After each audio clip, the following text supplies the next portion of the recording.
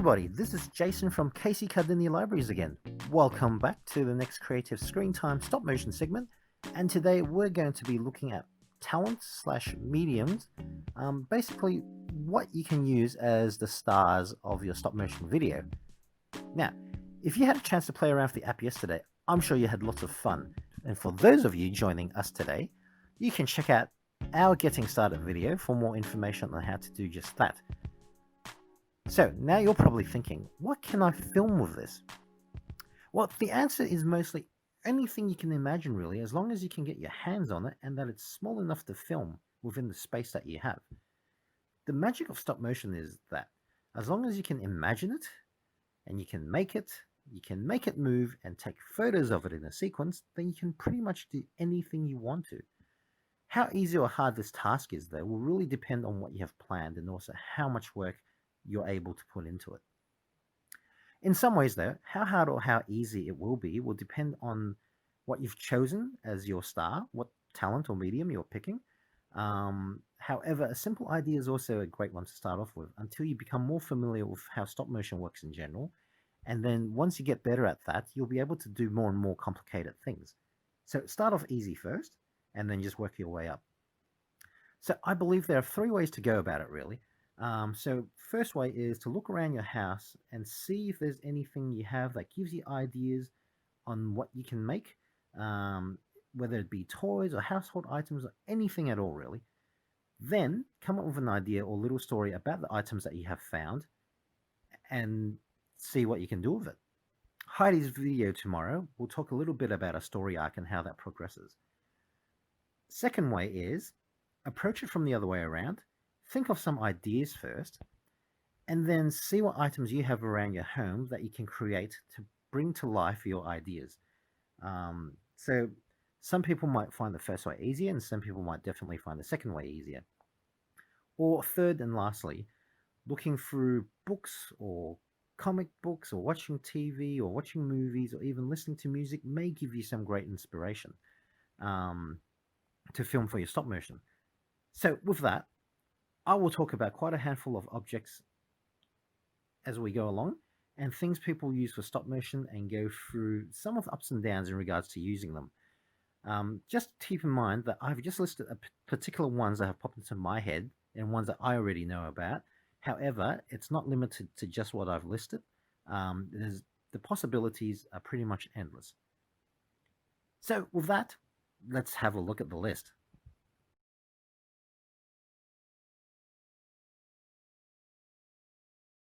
And welcome back. So as you can see, the first subject in our talent / medium list falls under claymation, and that is Plasticine or Play-Doh. So the great thing about Plasticine or Play-Doh is it's really versatile, and you can make almost anything that you can think of with it. You can make shapes, you can make creatures, you can make animals, you can make objects, you can make people, or you can even make something that turns into all of those. So it's really good for morphing things and transforming things from one shape into another. So the Plasticine became pretty popular with a TV show called Gumby, and he's a Plasticine character who was first created in 1957, so that was quite a long while ago now. You can absolutely go on the internet and look for some Gumby episodes, even all the way back from 1957, and you can see some of the techniques that they have done, and it's really, really impressive the way that they've animated him. But moving on, the only downside I find with Plasticine or Play-Doh is obviously one, if you don't use it for a long time, it does dry out. Secondly, it could get kind of messy if it's still really fresh and you kind of get it all over the place. But otherwise, there's not really much downsides to it. You may see a lot of TV shows, like a lot of movies that do stop motion with claymation Plasticine figures. Just to note though that those have actually a metal or a wire skeleton underneath, and they're called armatures, which look like this. So just note that if you find that you're not getting results similar to what the professionals are doing, then that's absolutely fine, because they have absolutely very expensive, high-tech frames and skeletons underneath their claymation. and most of their stuff is cast in the mold and then put over a skeleton body, and then they have plastic bits as well and interchangeable mouthpieces. So it's come a long way, but what you can do with Plasticine and Play-Doh is still really fun, and you just have to make something very simple, and that tells a very simple story, and that's pretty much it. So with that, you can try and see if you have any around the house. If you don't, that's okay. Sure to find something else in our list that you might have. But if you do have some Play-Doh or Plasticine in the house, give that a shot. Try and animate something, whether it be changing from one shape to another, or moving across, or forming patterns, or even something that tells a simple story. So we'll move on to the next talent, and I'll set that up and come right back.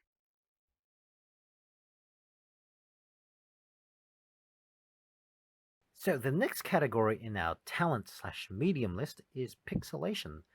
Now, pixelation in this case is actually a different word to the digital term of pixelation, and it actually is spelt differently too, as you can see. Pixelation in regards to stop motion, though, is using real life people as part of or being the main subjects in the spotlight. So it's actually really a combination of object motion items and people combined together in the same shots. So in that regard, I can't show you anything live in front of the camera because it's just people. But here are some stills of a few that I shot very briefly that you can have a look. So the ups with pixelation is that it is great fun to do with others and even by yourself. That there's no doubt about that. If you can come up with some great ideas, set the timer on, and then just find a good place where you're going to get your shot in, then yeah, you can do it all by yourself.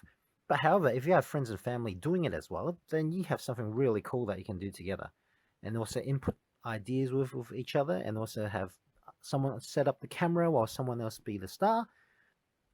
And then also while you're doing that, you can do some really great effects which you normally can't with live filming, like making things disappear or move on their own, swapping places with people, slide along the floor endlessly, or float in the air, or sitting on a piece of furniture that's sliding around the whole house. Just things like that. So you can mix in real people with normally inanimate objects for really great effects and results for pixelation. However, the downside is there's not too much, but if you're doing it by yourself, though, you may need help with setting up or actually with the actual filming if you're having trouble framing the shot. So if you find that your head or key scenes keep getting cut off because you can't see where the camera is in relation to where you're going to be by yourself, then you'll probably need some help with that. But otherwise, another downside, I guess, is there are some techniques that are very limiting. Like if you're lying down on the floor, if you find some of those examples on the internet, lying down on the floor and filming it from straight down and using the floor as the background, then you'll need a lot of room to do that as well. And you'll need to place the camera somewhere pretty high. And you'll also most likely need to set it on auto, or you need to be able to wirelessly take photos with your camera. But otherwise, do look around the internet for stop motion pixelation videos, and you'll find some really, really inspiring and really cool ideas that you can try out as well. So as you can see, pixelation is only limited to your ideas, what you have around the house that you can bring those ideas to life with, and just problem solving skills. But otherwise, it's really, really fun to do. And if that looks appealing to you, then absolutely give it a shot. And yeah, see what you come up with. And if you can, get your family members involved and see what they can come up with too.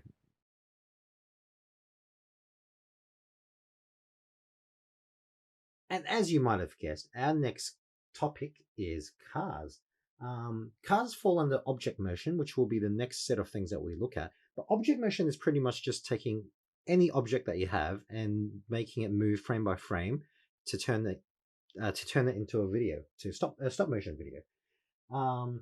So cars are very easy, and trains as well, because all you need to do is pretty much just move them forward, kind of like the block, except you can tell more of a story with cars. You can do it with inanimate objects too, and tell a really interesting story if you're really good with things like that. But one of the easy things about cars is even just pushing them along the ground, the wheels will move, and then they are animating by themselves as you're doing that. So there are a couple of downsides and upsides depending on what type of cars you need. So a lot of people would most likely have Matchbox type cars or Hot Wheels type car sizes, and maybe some trains of some sort. And those are really, really good to use. As a beginner, you can do some really great stuff with it. But depending on your camera, though, you can only do so much with the smaller ones, because cameras that don't have macro lenses that let you shoot up close, you'll be kind of limited with the dynamic shots you can get. Because if you wanted to do a more exciting dynamic car related video, you need to get really, really good dynamic shots to make it exciting and just to keep the movement going along. And also just to drag the viewer into the chase. So the upside with using a larger vehicle is most cameras are able to take the really dynamic shots that you need for the car chase scenes or just for the nice driving scenes. However, the larger the object that you are filming, the more space you're going to need, and you're going to have to set your camera stand a bit higher up as well. So that might be a bit tricky depending on your setup. And secondly, usually with cars this large, you can see right into the driver's cabin for most cars, even if it had a top on. And then if you didn't have a figure that fit inside the car properly, it kind of looks like ghost cars driving around. So not always so great. So upsides to smaller cars is usually the cabins are pretty small and you can't really see what's in it unless you're doing really close-up dynamic shots. So those are usually fine to use and you don't need so much space for it as well. But otherwise, yeah, cars are one of the first easy ones that you can try. So we'll move on to the next object motion topic.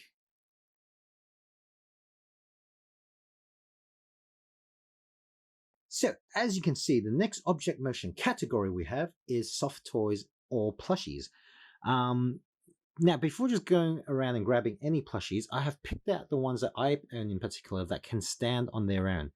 And that's really important. Otherwise, it's almost impossible to shoot something with them, unless if you use a lot of tricks. But the ups about it is almost everyone owns a plushie or a soft toy, which is really great. Most of the ones that can stand on their own probably wouldn't have anything that you can use that can move around, but you can see Evie here has floppy ears, Gigi has a waggly tail, and so does this Tasmanian devil. So those are really great because that gives a lot of personality as well to when you're animating them. And all you really need to do is just make them waddle around to get them to move. And then you can give, by doing that, you can give life to one of your favorite soft toy buddies, again, as long as they can stand on their own. And everyone can also share in that adventures that you've thought about in your head that you've always wanted to do but couldn't. And you can even give them voices as well. You can ask your family and friends or yourself to make voices for your characters too, and that's always fun to do. The downside is most of the ones that do have moving arms and legs would be too floppy to stand, so you wouldn't be able to use much of them unless if they were sitting down in a scene or something. And again, most of them will only be able to waddle to express themselves, aside from the ones that can wag tails or flip their ears around. But that's a really fun one, and give that a shot as well if you find any, and just make one waddle across somewhere and see how it goes.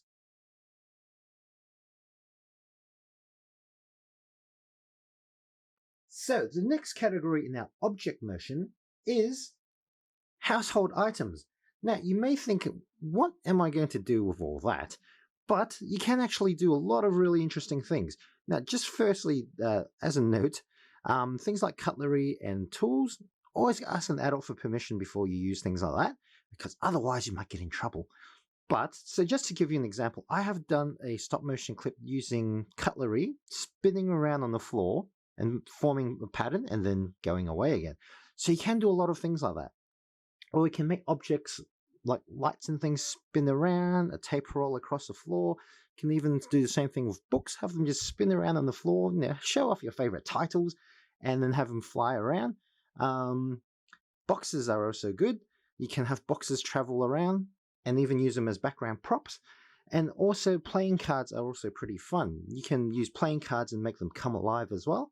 So the ideas are pretty much just down to you, what you want to do with them and what you can kind of imagine doing with them. You can even turn them into characters. Maybe the two different particular colors don't agree with each other and the third color has to come and get involved. Just a lot of things like that.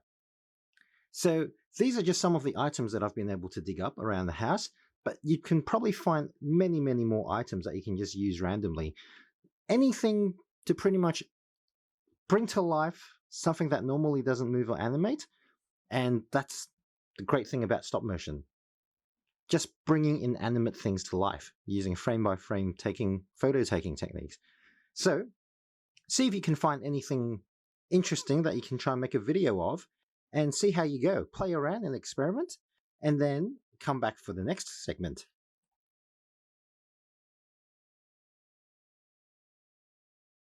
So the next object motion category that we have is Lego and similar blocks.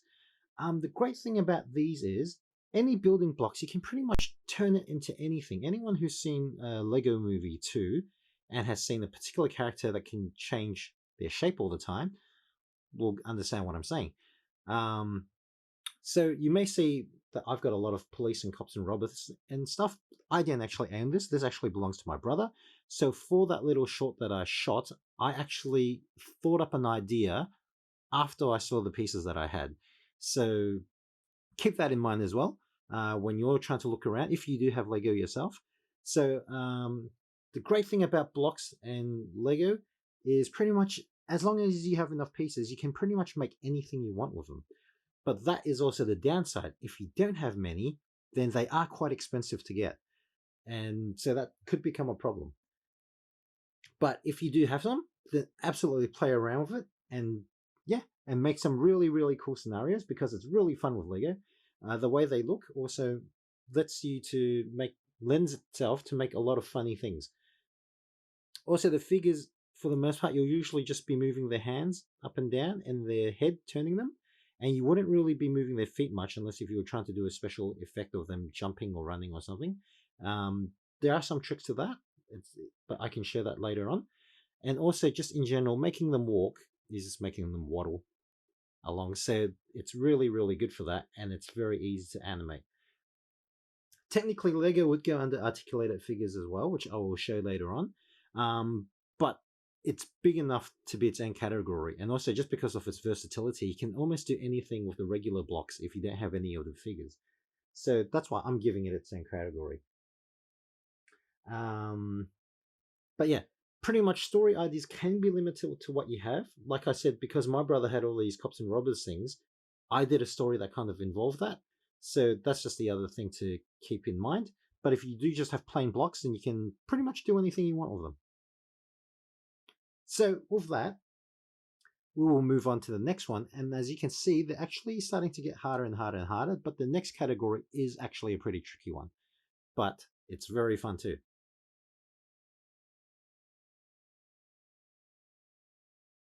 Okay, so the last category of our object motion items is articulated figures. And that just means any figurines that have joints. And to me, this is absolutely the hardest one to do.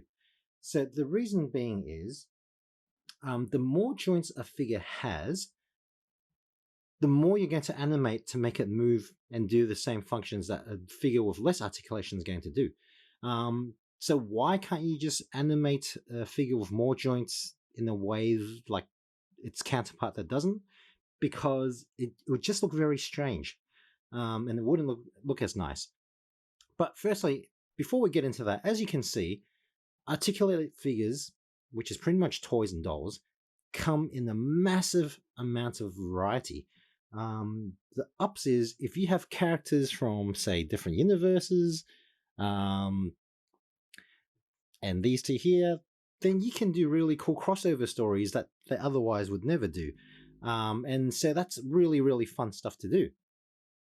And secondly, you can see that as the figures get bigger, it actually becomes much harder to do stop motion with them because they become heavier as well, or they're just a lot more things to handle while you're trying to animate them. So figures like these are actually quite heavy, so they will topple over quite easily. Dolls, the downside about dolls is they usually have very, very tiny feet. I don't know why that is, but they're just designed that way. However, these particular DC superhero girls, they have actually bigger boots and they can stand quite well on their own. So that's a good thing about them. But their size does make them hard. These ones that are about the 12 inches, 30 centimeters size, it'd be very, very hard to do stop motion with these unless if you were very good. So going back to the thing with articulation, so just to give you an example, I have an older Son Goku figure here, which has about 7 points of articulation. 1, 2, 3, 4, 5, 6, 7, yes. And let's just say I want to get this Son Goku to throw a punch. All I need to do is have him move his arm up, and I'd swivel him around and turn his head, and then turn him forward and swing his arm back. And that would be a punch, and that would look fine for a figure with this limited amount of joints. However, if I got, say, this type of Son Goku figure,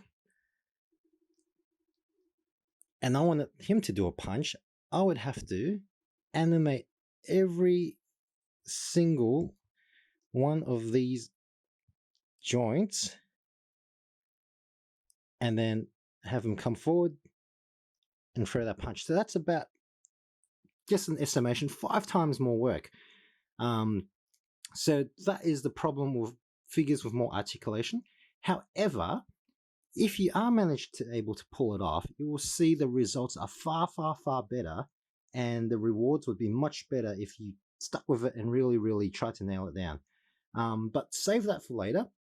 If you do have articulated figures, get used to doing the other stop motion with smaller figures or figures with less articulation first, and then once you start to get used to it, then try it on with the figures with the high articulation points if you have some of those around. So the other downside about action figures and pop culture figures and dolls is they are obviously very expensive. I am a big collector of these things, so I have a lot of it, but otherwise that's pretty much the downside. And also, yeah, weight becomes an issue. The larger the figure, the heavier they are as well, and the harder it is to balance them. So this particular Son Goku is a model kit, and it's actually pretty hollow and empty, but it's very posable. So this was actually quite nice to do stop motion with, because you can get him in these poses, and he can stand pretty well for the most part. But otherwise, something like a Sailor Moon figure, for instance, have very tiny feet like a doll. And these are actually very hard to do stop motion with, unless if you decide to just do it from the waist up and do arm movements. But otherwise, to do full shots where they're walking around and posing, you'd need a base or a stand to hold them up, and then try and edit that out if you have the means to do so when you replay the footage. But otherwise, this is probably my favorite category, but at the same time, it's probably the hardest as well, just because I really love all of these characters and all of these figures related to it.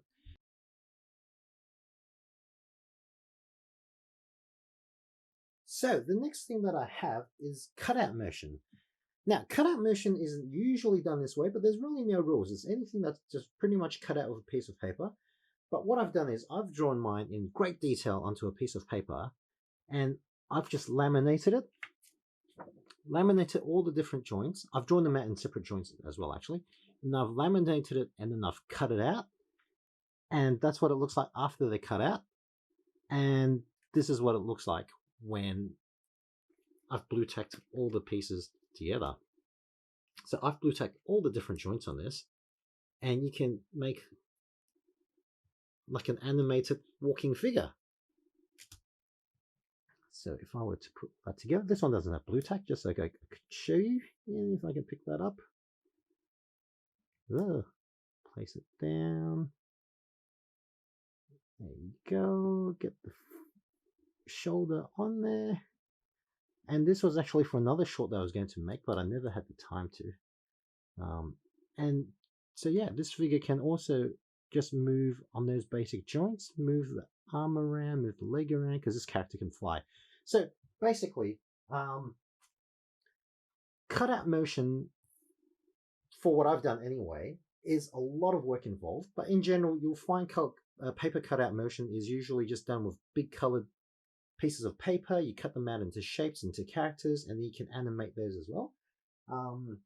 But even that is a lot of time and a lot of work involved with preparing what you need to do, setting it up initially, and it just requires a lot of planning beforehand, because you really need to think about what you need to have in the elements, the story elements, how you're going to pull that off, and what effects you're going to use with the paper to get that message across. So that's why in this case, for paper cutout motion, really, really important to do a storyboard if you're doing something complex, because that will let you go through it all and break it down and get, okay, so for this scene, I need this, for this scene, I need that. So if you're doing something really complicated with it, more for advanced people, people who are used to animation, or people who really want to try and get into it and just really do something really cool that looks like an animated piece, cutout motion is really cool. The ups with cutout motion is all you pretty much need is paper. In this case, if you're drawing your own characters like this, you just need photocopy paper, a pen or pencil, a laminator if you have one, and then just draw your own characters. Again, it doesn't need to be this great. I've been drawing for many, many years, so you'll see a lot of the things that I do look pretty cool. But you just do what you can and have fun with it. The ups is paper cutouts is really only limited to your imagination, because you're creating it all yourself from the ground up. The other upside is you can draw your own characters, create your own characters, make joints for them, and just blue tack them together and animate them. So that's really, really cool. And also the other ups is, and also it's what makes it hard, is it's the closest technique you'll get to actually doing 2D animation, but not quite. But the downsides with using paper cutouts is, as mentioned earlier, it requires much more planning than a lot of the other methods, because you need to actually physically make these rather than just storyboarding a story segment and getting an action figure or toy or a soft toy to do it. You really need to set up a steady and stable camera that's pointing straight down. So you need room or a place where you can do that. Another tricky thing is working on the floor is kind of tricky if that is the only space large enough for it. You may do a smaller one and work on the desk and have a camera pointing down from a shelf. That would make things easier. But just remember, with all of this stop motion stuff, the larger the subject matter is, the more room you're going to need to film it. So the higher or further away the camera needs to be. So start out with something small first and just play around with that until you get used to it. But otherwise, I found this particular method, doing it this way, has been really enjoyable, and I learned quite a few things doing it. So give it a shot. Nothing this complicated. Just start out with something very simple. Maybe even like just a block with arms and legs and the head, and then just have that walk around. And you can watch the video behind the scenes that I made of this video, and also the stop motion video as well. And I have a lot of behind the scenes little tips and tricks that I worked out and that I used while I was making it, so you can check that out.